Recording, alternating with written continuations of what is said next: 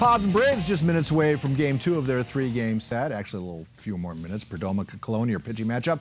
We'll have highlights tonight on the 10:45 ASR. And oh yeah, there's a big news in the NBA. The Clippers have dealt Chris Paul to the Rockets for 3 players not named James Harden and a top 3 protected first-round pick. Once that deal gets finalized, the Rockets will set their sights on acquiring the Pacers All-Star Paul George, and Phil Jackson got fired as well. Meanwhile, the 64th annual Over the Line tournament sponsored by OMBAC. We have it spelled wrong, but we'll correct that. It's OMBAC, everybody. That is, I'd like to introduce you to a pair of OTL representatives. One, a player, Kelsey McGowan, who is, your mother was a five-time world champion. And a Hall of Famer, Lisa McGowan. Yep. Mm-hmm. And a member, the youngest member of the OMBAC committee I have ever seen in my life, Mr. Chris Kelly. Welcome to KUSI. Thank you. How far out are we?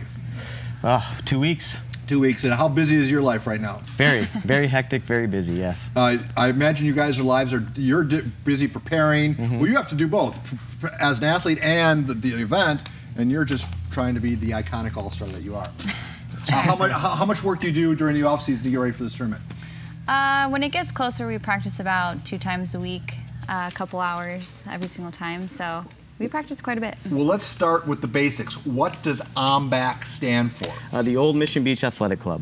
And this Over the Line tournament is your signature event, is it not? Yes, it definitely is. And how long? This is in your blood. Tell us how long you've been involved in it. I've been down there since I was 3 weeks old. So 3 weeks old. Yeah. So your mother had you and was playing in the tournament 3 weeks later. Yep. So yeah, born and raised down. I want to party with that woman. Yeah, she's a good hardcore, time. huh? Yeah. How well did she do that year? Not sure. Probably not well, seeing how she had a baby 3 weeks prior, but. Well, we're looking at some B-roll of you. I don't know if this is playing or practicing. Describe the sport for those who do not know what Over the Line is. Over the Line's like a 3-man beach softball game. So obviously, the key is to hit the ball over the line. So if you're a good softball or baseball player, are you automatically a good over the liner?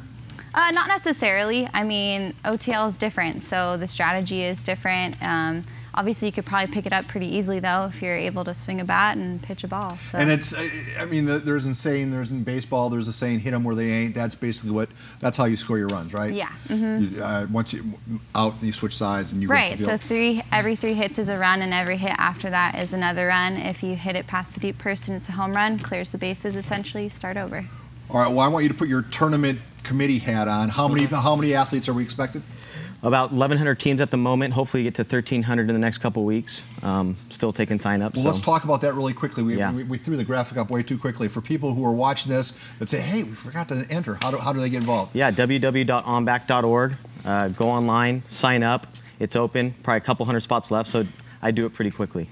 And nominal fee, right? 125 bucks? Yeah, 120 bucks. Cheaper than a round of golf for each person. Cheaper than a round of golf. Yeah. And you're guaranteed at least two games. Yep. Very cool.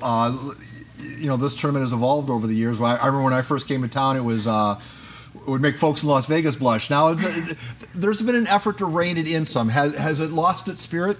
No, definitely not. I mean, we definitely test the line and the boundaries at times, but all in all, you know, it's still the same tournament it's been for years. And is it safe to say it's party first weekend, players second weekend? Oh yeah, I mean it's a fun time first weekend, but then second weekend it's all business. So that first weekend, when you're just trying to survive to get to the championship rounds, is it a distraction to have all the yahoos running around half naked? Yeah, sure. I mean, I don't know about Chris, but I always like to scout teams that I'm going to run into. I don't like any surprises. So I mean, it's still some business first weekend, but definitely more fun. You know, and where the political pressure to conform, how have you dealt with the outside influences trying to rein in the tournament? Do you feel like you've reached a happy balance with the people who want to kind of shut you down? I do, yeah. No, I feel like we're doing a great job with that. We're obviously listening to them and still maintaining our tradition and our tournament as we have in the past. So. Is Miss Emerson still around? Is that all? Yeah, sure is. Very cool. We'll talk about that later. This is why it's your signature event. OMBAC does a lot of stuff. Tell us. Oh, yeah. And they do a lot of good in the community, do they not? Definitely. Adaptive sport events, wheelchair over the line, rugby, on blood, just a number of things that we definitely participate outside of this. And then along with that, we sponsor a lot of youth sports, amateur sports within our community.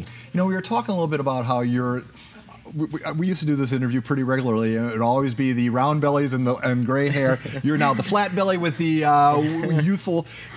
Keeping an organization like this going, you have to have new blood, right? Sure. Are you representative of the new wave of leadership in the on-back community? Yeah, you know, we definitely, there's a number of us out there, but in recent years, we're certainly bringing in a lot of newer, younger guys to help kind of get us moving in the direction we need to be to make sure we're around for another 64 years. And what's the secret to that longevity? I think it's reaching out to the public with today's technology. I mean, now you have to communicate with people through Facebook, Twitter, Instagram, when you didn't have to in the past. So we're kind of adjusting to that. And let's give a shout out to your teammates. Who are they? I have two really great teammates, Savannah Brown and Whitney Benjamin, both ex-collegiate athletes, so I love them. Do you know who you have? With so many teams, how many teams will be competing in your division? I think a couple hundred in Women's Open. Yeah. Mm-hmm. Of those couple hundred, how many have a legitimate shot at winning it all? And do you know everybody who has a shot? I mean, I know all the top 8 women's teams from last year. I think anyone can have a shot any given day. I think probably the teams that we play year-round probably have a better chance, but I mean, I don't take anyone for granted. You know, I said it when we started this interview, this is as much a San Diego tradition as the Chargers, and it's been around longer than the Chargers. Oh, yeah. So, this is San Diego. Give the roots of the sport. Yeah, so started 1954 right here in South Mission Beach. Guys waiting around to play a pickup game of volleyball decided to create the sport, on-back members. Started in South Mission, the first tournament in 1954 again, moved on to Mariners Point, and then grew out of Mariners Point to Fiesta Island, where we hold it today. You know, I think we have a tape of. Could we go back? I know I jumped past it, Mike. Could you go back? I did a story on Chuck, the King of the Beach, Chuck Romar, the late Chuck Romar. Could we just run that little excerpt, if we still have it, of the names? Go ahead, throw it. Take it. You are looking at the King of the Beach, Chuck Romar, an 11-time OTL champion. The best part of my game now is recruiting, so I've got a couple of the best guys on the beach. That's got quite a compliment, isn't that? Oh, when you see, like, God, what a great guy. Who are the next legends? Who's going to be the next Chuck Romar? Yeah, I think, in my opinion, Scott Bellows obviously one of them. Oh, yeah. 8 world championships. Won it last year. Won it last year at the age of 49, I believe. So he's just a real good athlete. As we throw the graphic up again, don't let the party confuse you, because these guys, the elite division. Oh yeah. These are stud athletes, right? Oh yeah. Some ex-pro baseball players. We have Chris Richards out there, played for the Baltimore Orioles, had a successful career, and a number of others. So. Well, I want to thank you for coming in. Obviously, we'll be out there in force as we are every year. Coming up, we'll be talking about another over-the-line legend, Chris Ello. He's over the line for all sorts of different reasons, but he'll be here at 6:45. Kelsey, Mr. Kelly, Chris, thank you very much for stopping by. We wish you continued success, and I can see that the tournament is in good hands with you two guys in the engine room. Awesome. Thank you. Thank you. All right, so concludes our look at the over-the-line tournament. Back to another pair of legends on the news desk.